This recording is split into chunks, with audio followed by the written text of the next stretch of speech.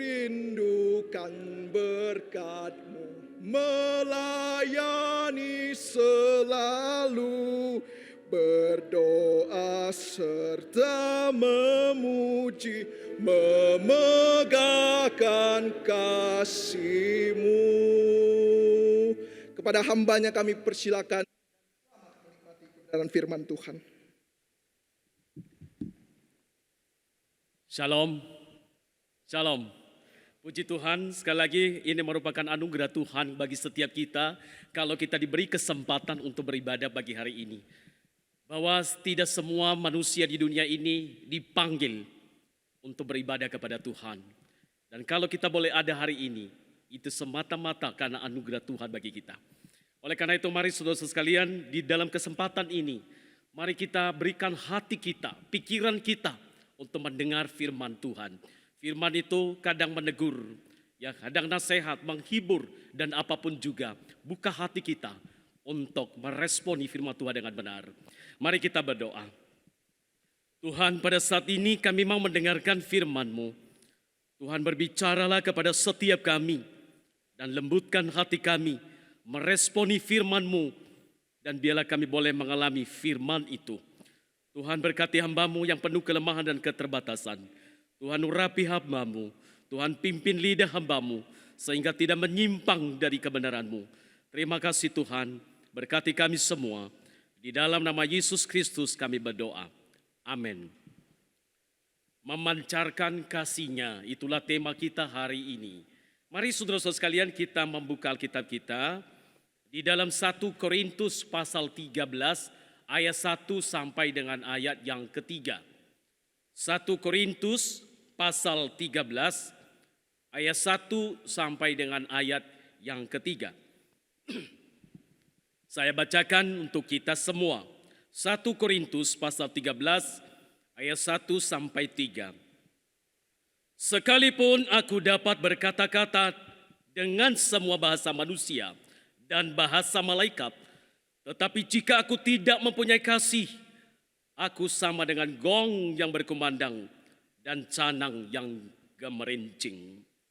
Sekalipun aku mempunyai karunia untuk bernubuat dan aku mengetahui segala rahasia dan memiliki seluruh pengetahuan, dan sekalipun aku memiliki iman yang sempurna untuk memindahkan gunung, tetapi jika aku tidak mempunyai kasih, aku sama sekali tidak berguna.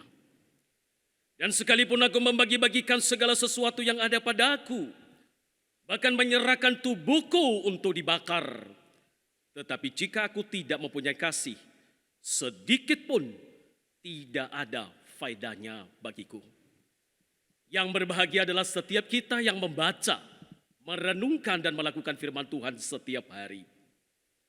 Suatu hari seorang gadis remaja diwawancarai di sebuah layar televisi. Dia ditanyakan bagaimana pengalaman hidupnya. Dan dia menceritakan dirinya sebagai anak yatim piatu. Dan diangkat oleh sebuah keluarga yang begitu mengasihi dia. Tetapi ada pengalaman pahit yang dia rasakan pada waktu dia masih kecil. Di mana saudara-saudara sekalian, tetangga orang yang mengadopsi dia sebagai anak, menolak anak ini, bahkan dihina. Ketika anak tetangga ini bermain dengan anak gadis yang yatim piatu ini, maka anaknya dipanggil, "Mary, masuk, jangan bermain dengan sampah itu." Nah, saudara-saudara, itu pengalaman pahit di dalam diri dia, di mana dia seorang gadis yatim piatu, tapi dia mengalami penghinaan, mengalami di mana tidak merasakan kasih dari tetangga itu. Nah, Bapak Ibu saudara-saudaraku yang saya kasih di dalam Tuhan Yesus Kristus, dalam pengalaman spiritualnya Ibunda Teresa berkata demikian, penyakit terbesar di dunia ini bukanlah TBC atau lepra, melainkan menjadi tidak diinginkan, tidak dicintai, dan tidak diperhatikan. Kita dapat menyembuhkan penyakit fisik dengan obat-obatan. Namun, Namun satu-satunya obat untuk kesepian, hati yang hancur, dan perasaan tidak ada harapan adalah cinta kasih. Banyak orang di dunia yang rela mati demi sekerat roti. Namun lebih banyak lagi yang rela mati untuk sedikit kasih. Kemiskinan tidak hanya kemiskinan karena kesepian, namun juga miskin iman. Terdapat kelaparan cinta kasih, seperti halnya kelaparan akan kehadiran Tuhan. Kalau saya pinjam perkataan Bunda Teresa ini, maka saya berkata penyakit terbesar di dunia saat ini bukanlah COVID-19, melainkan penyakit di mana tidak ada kasih. Saudara-saudara sekalian, kita melihat saudara-saudara menyaksikan bagaimana keadaan dunia sekarang ini. Saling menghujat, saling mencaci maki, saling memfitnah. Saudara-saudaraku yang saya kasih dalam Tuhan, saling menjatuhkan. Di mana tidak ada kasih. Hal ini saudara-saudara sekalian tidak hanya terjadi di luar Kristen. Tidak hanya terjadi di luar non-Kristen, di luar Kristen. Saudara-saudara, tetapi seringkali juga kita menyaksikan hal ini terjadi di dalam komunitas Kristen sendiri. Di mana kita kadang-kadang tidak merasakan kasih itu. Nah, saudara-saudaraku yang saya kasih di dalam Tuhan Yesus Kristus, kalau kita membaca surat Korintus, saudara-saudara sekalian, kalau kita membaca di dalam 1 Korintus, di situ Rasul Paulus mempaparkan bagaimana jemaat Korintus mengalami perselisihan dan perpecahan di dalam gereja oleh karena tidak ada kasih. Yang satu berkata, aku golongan Paulus, aku golongan Apolos, aku golongan Kefas, aku golongan Kristus. Dan saling menonjolkan diri, merendahkan, mencaci maki saudara-saudaraku sekalian. Dan terjadi perpecahan dalam gereja. Satu hal, karena apa? Karena tidak ada kasih. Bapak ibu saudara-saudaraku yang saya kasih dalam Tuhan. Lalu kalau kita membaca pasal-pasal selanjutnya.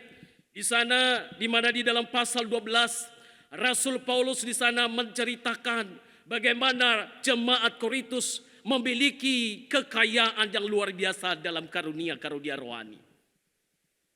Tetapi sayangnya saudara-saudara sekalian, karunia-karunia rohani itu bukan justru membuat mereka bersyukur kepada Allah, bukan membuat mereka merendahkan hati, tetapi justru saling meninggikan diri, saling mementingkan diri dan merasa dia punya karunia yang lebih tinggi, merasa punya karunia yang lebih hebat, sehingga saudara-saudara sekalian terjadi perselisihan di dalam gereja.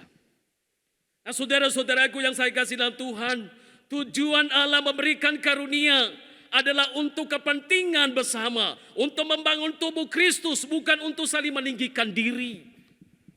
Saudara-saudaraku yang saya kasih dalam Tuhan Yesus Kristus, tetapi jemaat Korintus tidaklah demikian.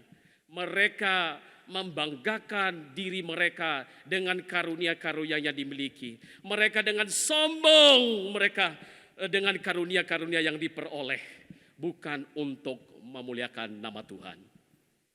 Bapak ibu saudara-saudara sekalian, oleh karena itu di dalam pasal 12 ayat 31 di sana dikatakan, jadi berusahalah untuk memperoleh karunia-karunia yang paling utama, dan aku menunjukkan kepadamu jalan yang lebih utama lagi. Aku menunjukkan kepadamu jalan yang lebih utama lagi. Apa itu? Kasih. Maka dimasuk di dalam pasal 13 ayat 1, Paulus menceritakan atau memaparkan tentang kasih itu. Kemudian saudara-saudara sekalian, di dalam pasal 14 ayat 1, Rasul Paulus menegaskan kembali, kejarlah kasih. Bahwa engkau sebagai orang Kristen, kejarlah kasih. Itu menjadi hal yang esensi dalam kehidupan orang percaya. Kejarlah kasih. Apa itu kasih? 1 Korintus pasal 13 ayat 4 sampai 7, Paulus memaparkan tentang kasih. Kasih itu sabar, kasih itu murah hati, kasih itu tidak cemburu, dalam pengertian tidak iri hati, kasih tidak memegahkan diri, kasih tidak sombong, Kasih tidak melakukan yang tidak sopan. Kasih tidak mencari keuntungan diri sendiri. Kasih tidak pemarah. Bukan berarti dilarang marah. Kalau memang benar, kalau kita memang itu salah, yang kita tegur, kita harus tegur. Marah, tetapi bukan pemarah. Ya, jadi harus belajar menguasai diri saudara sekalian. Tidak menyimpan kesalahan orang lain atau mudah memaafkan. Tidak bersuka cita karena ketidakadilan, tetapi karena kebenaran. Kasih menutupi segala sesuatu, percaya segala sesuatu, mengharapkan segala sesuatu, sabar menanggung segala sesuatu. Itulah kasih saudara-saudara sekalian.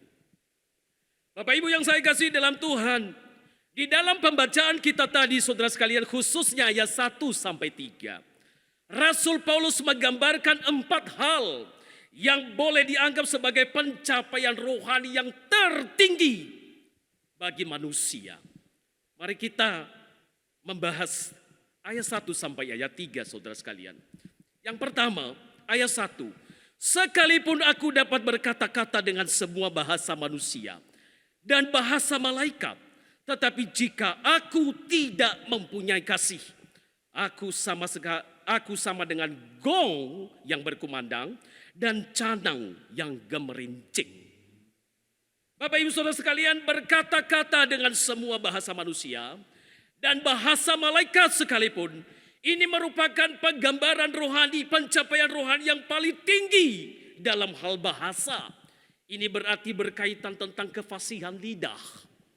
Saudara-saudara sekalian, walaupun kita, Rasul Paulus katakan, sekalipun aku fasih berkata-kata, aku bisa berbicara dalam segala bahasa, aku bahkan bahasa malaikat sekalipun, tetapi jikalau aku tidak mempunyai kasih, sama dengan gong yang berkumandang dan canang yang gemerincing. Artinya apa? Sama dengan suara yang gaduh, gak ada artinya. Ya, itu membuat malah terganggu telinga. Jadi hanya suaranya aja, tapi prakteknya gak ada. Bapak Ibu saudara-saudaraku yang saya kasih di dalam Tuhan Yesus Kristus, walaupun kita tidak memiliki karunia berbahasa roh seperti yang dialami oleh jemaat Korintus, dan karena memang pada saat itu mereka membanggakan kata karunia berbahasa roh, tapi saudara-saudara sekalian, sekali lagi, sekalipun kita tidak mempunyai karunia itu, tapi kita bersyukur Tuhan memberikan kita kemampuan untuk berbicara. Tuhan memberikan kemampuan kita untuk berkata-kata. Saudara-saudaraku yang saya kasih dalam Tuhan, maka pada hari ini, marilah kita memakai kata-kata kita. Mari kita memancarkan kasih Kristus melalui perkataan kita. Perkataan yang membangun, perkataan yang manis, perkataan yang menyejukkan, perkataan yang membawa orang dekat kepada Tuhan. Saudara-saudaraku yang saya kasih dalam Tuhan, hanya hati yang penuh kasih, itulah yang berkenan kepada Allah, bukan kefasihan lidah. Sekali lagi, hanya hati yang penuh kasih yang berkenan kepada Allah, bukan kefasihan lidah. Saudara-saudara, kita bersyukur sekali lagi walaupun kita tidak bisa berkata-kata bahasa roh, atau mungkin saudara-saudara sekalian kita tidak fasih dengan segala bahasa. Tapi sekali lagi dengan bahasa, dengan kita mampu berkata-kata, dengan Tuhan memberikan kita bisa berbicara, marilah kita menggunakan bahasa, menggunakan kata-kata yang menyenangkan hati Tuhan. Saudara-saudara, suatu hari ada seorang pemuda yang dipekerjakan oleh seorang majikan Kristen. Saudara-saudara sekalian, pemuda ini diberikan pekerjaan untuk melayani dalam rumah tangganya. 3 bulan kemudian saudara, pemuda ini berkata, "Tuan, mohon maaf, saya harus mengundurkan diri dari pekerjaan ini." Lalu si majikan berkata, "Loh kenapa? Apakah gajimu kurang?" Pemuda ini, "Maaf Tuan, bukan karena gaji. Tapi saya ingin mau bekerja dengan tetangga Tuan yang begitu ramah." Saudara-saudara, si majikan Kristen ini mulai menyesal dan mulai berkata dalam hatinya, mengingat-ingat apa yang dilakukan terhadap si pemuda ini. Dia mengingat bagaimana dia bentak-bentak si pemuda ini. Dia mengingat bagaimana kata-katanya kasar, caci maki yang dilontarkan kepada si pemuda ini. Padahal dia adalah seorang Kristen. Nah, saudara-saudara sekalian, si pemuda ini berkata, saya memutuskan apakah saya mau menjadi Kristen atau tidak. Saudara-saudaraku yang saya kasih dalam Tuhan, ini merupakan satu contoh saudara-saudara. Bagaimana seorang Kristen tidak menggunakan kata-katanya untuk membangun. Ada banyak orang yang sedang meneliti atau menyelidiki kita. Ada banyak orang yang sedang memperhatikan kita. Entah itu karyawan kita, entah itu rekan kerja kita, atau anggota keluarga kita, saudara-saudara sekalian. Pertanyaannya, adakah kata-kata kita membangun? Adakah kata-kata kita bisa membawa orang untuk lebih mengasihi Tuhan? Engkau suami-suami, ketika engkau berkata terhadap istri, apakah istri merasakan kesejukan dengan kata-katamu? Engkau sebagai istri, apakah engkau suami merasakan kesejukan dengan kata-kata seorang istri? Demikian juga anak, orang tua, dan kita semua yang hadir di tempat ini. Adakah kita bisa merasakan kesejukan dengan kata-kata, dengan ucapan yang kita ucapkan? Kadang-kadang orang berkata-kata kasar dan yang keluar kebun binatang, saudara. Padahal seorang Kristen. Oleh karena itu, saudara sekalian, mari kita menggunakan kata-kata kita. Pancarkan kasih Kristus melalui perkataan kita, melalui bahasa-bahasa kita dengan kasih. Rasul Paulus katakan di dalam Efesus pasal 4 ayat 29. Janganlah ada perkataan kotor keluar dari mulutmu, tetapi pakailah perkataan yang baik untuk membangun, di mana perlu supaya mereka yang mendengarnya beroleh kasih karunia.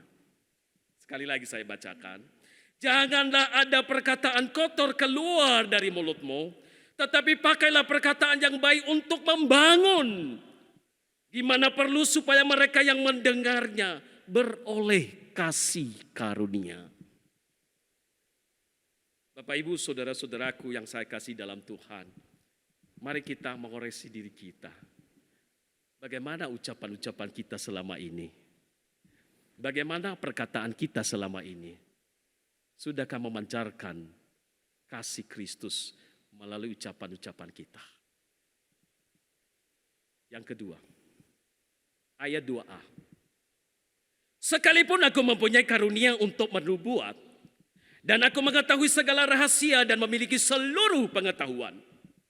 Saudara-saudara, karunia untuk bernubuat, mengetahui segala rahasia, dan memiliki seluruh pengetahuan, ini merupakan gambaran pencapaian rohani yang paling tinggi dalam aspek intelektual yang berkaitan dengan pengetahuan. Tapi Paulus katakan, jikalau aku memiliki itu semua, tapi kalau tidak ada kasih, sama sekali tidak berguna. Sekalipun orang mengerti dengan berbagai nubuat dalam perjanjian lama dan memahami arti semua di dalam perjanjian baru. Mungkin saudara sekalian bisa memahami kitab Kejadian sampai kitab Wahyu. Tapi kalau tidak ada kasih, maka sama sekali katakan Paulus tidak berguna. Saya secara pribadi sebagai pengkhotbah, kadang-kadang kita saudara-saudara sekalian, kita sebagai pengkhotbah tidak hanya berkhotbah untuk orang lain, tapi kita berkhotbah terlebih dahulu terhadap diri kita. Firman Tuhan bukan hanya untuk orang lain terlebih dahulu, tapi diri kita dulu harus dikoreksi oleh firman Tuhan. Kita memiliki pengetahuan terhadap firman Allah, tetapi jikalau tidak ada kasih, semua omong kosong. Saudara-saudaraku yang saya kasih dalam Tuhan, kita memiliki pengetahuan ini, pengetahuan itu. Tapi marilah kita menggunakan pengetahuan kita sebagai sarana memancarkan kasih Kristus. Jikalau kita mempunyai pengetahuan dalam bidang musik, layanilah musik dengan kasih. Jikalau kita punya pengetahuan dalam bidang mengajar, layanilah dalam mengajar sekolah minggu atau guru. Jika kita punya pengetahuan sebagai dalam bidang kedokteran, mari kita melayani, memancarkan pengetahuan, memancarkan kasih Tuhan itu lewat pengetahuan kita dalam bidang kedokteran. Layani pasien dengan kasih. Jikalau kita punya pengetahuan di dalam bisnis, mari kita melayani, memancarkan kasih Kristus di dalam bidang bisnis kita. Dan biarlah Kristus yang dilihat di dalam segala pengetahuan yang kita miliki. Apapun pengetahuannya saudara sekalian yang kita miliki dalam bidang apapun. Kalau hal itu tidak ada kasih, Rasul Paulus katakan tidak berguna. Tapi bersyukurlah kalau Tuhan memberikan kita pengetahuan dan pengetahuan dan pengetahuan. Dan pengetahuan apapun yang kita miliki, dialah menjadi sarana untuk memancarkan kasih Kristus. Melayani Tuhan dengan pengetahuan yang ada. Dan untuk kemuliaan bagi namanya. Jangan jadikan pengetahuan saudara sebagai kesombongan. Oh, kalau bukan aku nggak bisa, itu nggak bisa. Saya kan pinter, saya ini, kamu nggak bisa. Lalu kita jadikan aja kesombongan kita. Saudara-saudara, kita diingatkan kembali oleh Paulus. Tuhan memberikan kita segala pengetahuan dan apapun. Biarlah kita pancarkan kasih Kristus di sana. Yang ketiga, ayat 2b. Dan sekalipun aku memiliki iman yang sempurna untuk memindahkan gunung, tetapi jika aku tidak mempunyai kasih, aku sama sekali tidak berguna. Karunia iman yang sempurna untuk memindahkan gunung. Iman yang dimaksud di sini adalah iman mukjizat, saudara-saudara. Ya, ini berarti kesanggupan melakukan sesuatu yang kelihatannya mustahil atau tidak mungkin.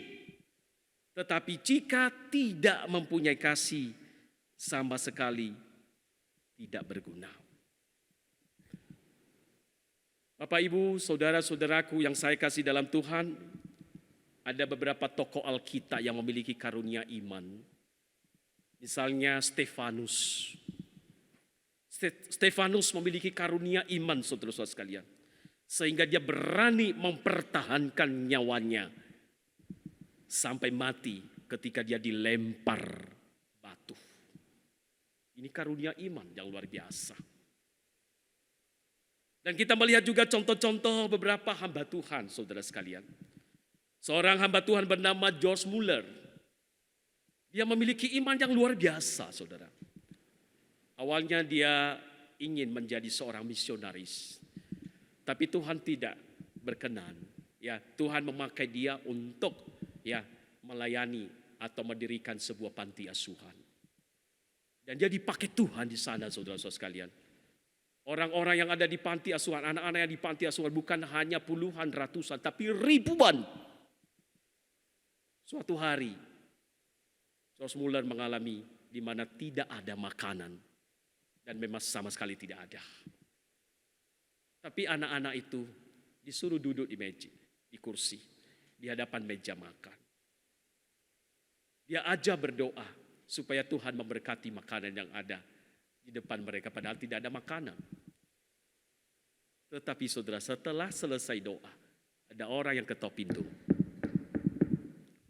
Ternyata ada orang yang membawa makanan kepada anak-anak itu. Ini iman yang luar biasa, saudara-saudara. Bapak Ibu yang saya kasih dalam Tuhan Yesus Kristus. Tapi Paulus katakan, sekalipun kita punya iman yang luar biasa itu, kalau tidak ada kasih, sama sekali itu tidak berguna. Saudara-saudaraku, merupakan kasih karunia jikalau kita tidak, walaupun kita tidak memiliki iman yang luar biasa seperti Stefanus. Mungkin kita tidak punya iman yang luar biasa seperti George Muller. Tapi saudara-saudara sekalian, kita bersyukur Tuhan memberikan kepada kita pengalaman-pengalaman rohani. Tuhan memberikan kita pengalaman-pengalaman iman. Ya, ketika kita mengalami kesulitan, Tuhan tolong kita untuk melewati kesulitan itu. Ketika kita mengalami jalan yang buntu, Kita sudah berpikir, kita sudah berdoa dan berdoa, kok tidak ada jalan keluar. Tetapi ketika waktunya Tuhan tiba, Tuhan berikan jalan itu kepada kita. Akhirnya hati yang lega. Oh, puji Tuhan. Ketika kita mengalami sakit penyakit, Tuhan berikan kita kesembuhan. Ketika kita mengalami masalah, pergumulan, kesusahan, Tuhan memberikan penghiburan kepada kita. Dan ada berbagai macam pengalaman-pengalaman iman yang kita alami.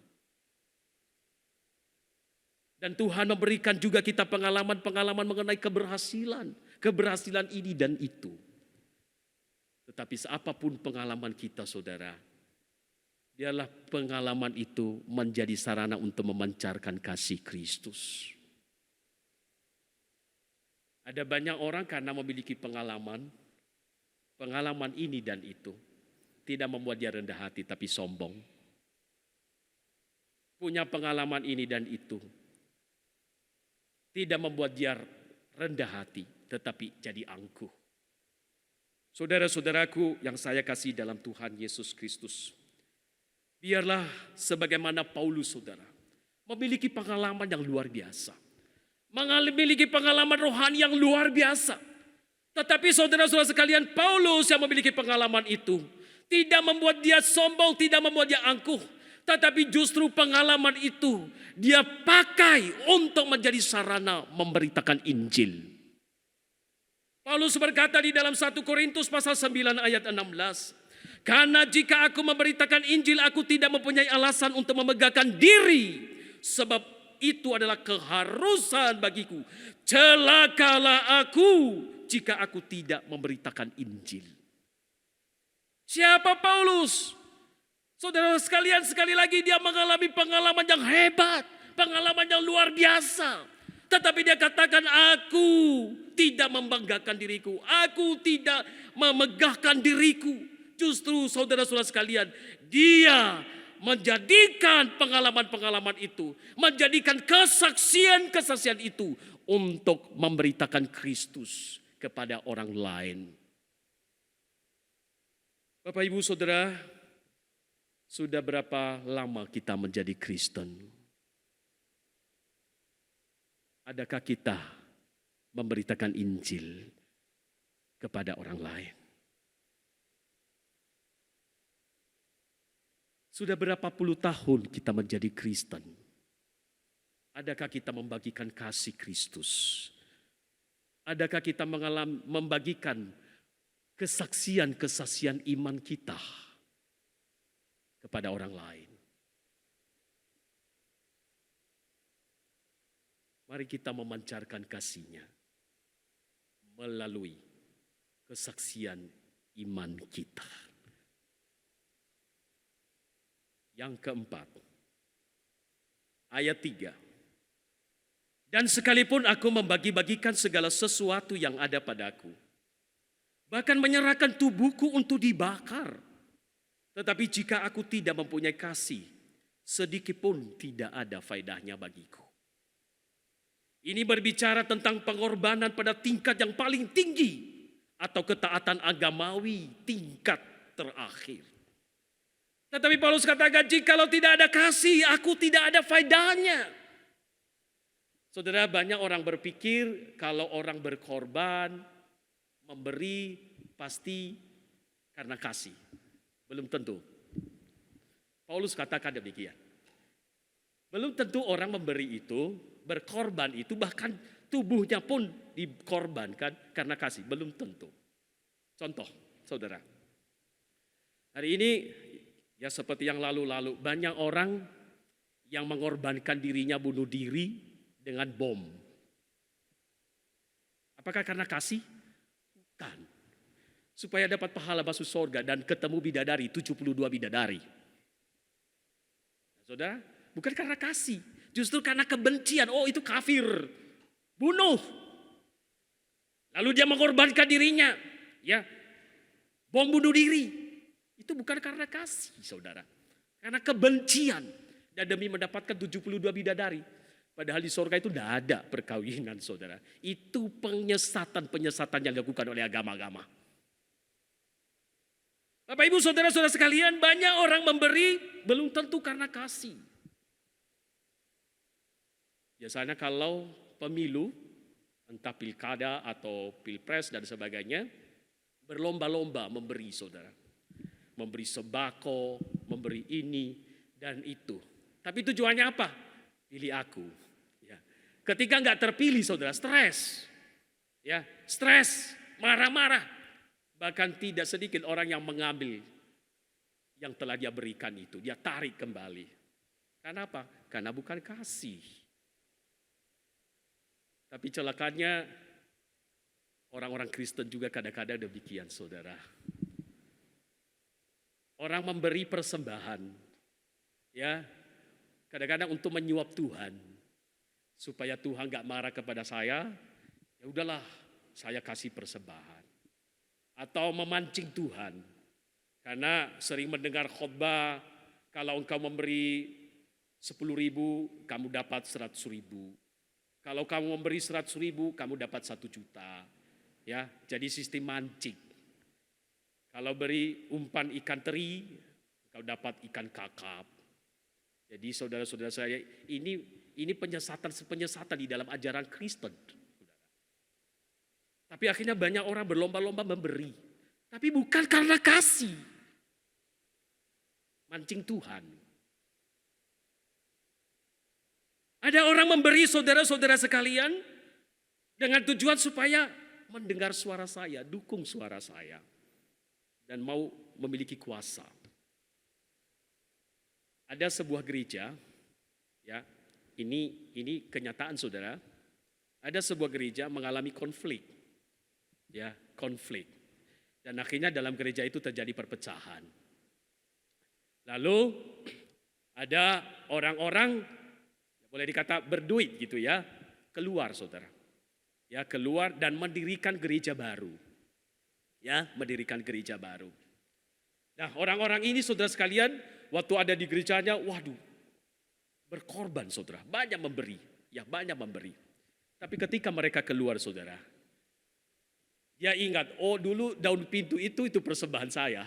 Dicopoti saudara. Daun pintu, daun jendela, speaker, lampu. Semua yang dia beri, dia tarik semua. Lalu dia bawa ke gereja yang baru. Saudara-saudaraku yang saya kasih dalam Tuhan. Siapa mereka? Ini majelis saudara. Orang-orang yang mengerti firman Tuhan. Orang-orang yang selalu berbicara firman Tuhan. Kelihatannya wah luar biasa memberi. Kelihatannya wah orang ini rohani. Tetapi ketika dia mengalami konflik, dia cabut semua, tarik semua saudara. Keran-keran semua ditarik semua saudara. Sehingga gereja itu jadinya saudara terbuka tanpa pintu saudara. Karena orang ini itu persembahan saya dulu. Nah, saudara-saudara, hati-hati saudara. Jadi orang yang memberi itu belum tentu karena kasih. Maka kita harus belajar hal ini saudara sekalian. Wah, ini orang kok enggak mau dengar saya, enggak balas budi itu ya.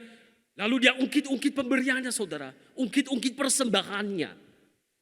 Saudara, hati-hati ya. Kalau kita selalu mengungkit-ungkit persembahan kita, ungkit-ungkit kebaikan kita, itu bukan kasih saudara. Sebenarnya kita sedang menonjolkan diri kita. Bukan Tuhan. Walaupun kita kadang-kadang, wah atas nama Tuhan gitu ya. Atas nama Tuhan. Tapi seringkali tersembunyi motivasi-motivasi yang salah. Ketika tidak jadi majelis saudara, ya udah. Banyak yang dia pindah gereja begitu. Ya, wah aku sudah didengar, aku sudah jadi majelis, turun saudara. Ya, pindah gereja. Lah ini apakah kasih saudara? Kita bersyukur ya majelis-majelis kita yang sudah terpilih dan ada yang tidak terpilih, kita bersyukur mereka tetap setia di gereja ini. Ya, luar biasa. Tapi ada hal-hal orang-orang seperti itu, saudara. Ketika tidak jadi memiliki jabatan, udah dia sudah tidak memberi persembahan, ya, atau pindah gereja. Ini bukan mengasihi Tuhan, mengasihi diri. Bapak Ibu yang saya kasih dalam Tuhan Yesus Kristus. Sekalipun aku membagi-bagikan segala sesuatu yang ada padaku, bahkan menyerahkan diriku, tubuhku untuk dibakar.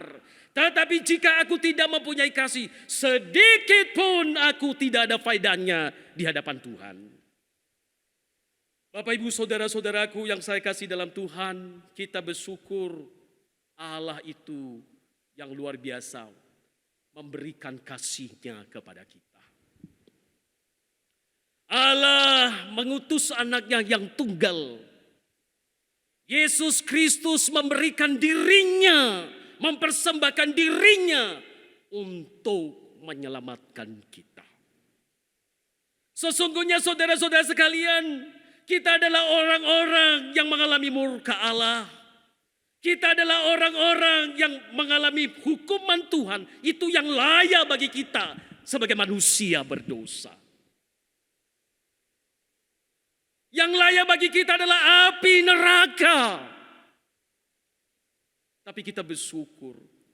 Yesus Kristus memberikan dirinya. Menggantikan api neraka itu. Menggantikan murka Allah itu. Menggantikan hukuman itu, saudara-saudara sekalian, di atas kayu salib. Sehingga di dalam Injil Yohanes pasal 3 ayat 18. Barang siapa percaya kepada anak, tidak dihukum.